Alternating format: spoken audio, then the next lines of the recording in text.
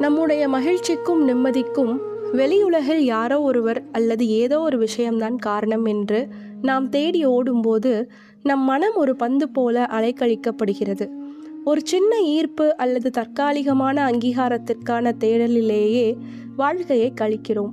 நம்முடைய கட்டுப்பாட்டில் இல்லாத விஷயங்களின் மீது நாம் வைக்கும் அதீத பற்றுதான் மன அழுத்தத்திற்கு ஆணிவேர். இந்த மன உளைச்சலில் இருந்து விடுபட வேண்டுமானால் நம் தேடலை வெளியிலிருந்து உள்நோக்கி திருப்ப வேண்டும். நம் மனம் எப்போது தெளிவடைந்து ஒரு புள்ளியில் நிற்கிறதோ அப்போதுதான் சிதைந்து போன நம் மன அமைதியை நம்மால் மீட்டெடுக்க முடியும். இதனையே இளம் பூரணனான திருத்தணி முருகனிடம் குழப்பம் இல்லாத தெளிவான மனநிலையை தருமாறு வேண்டுகிறார் நாதர்.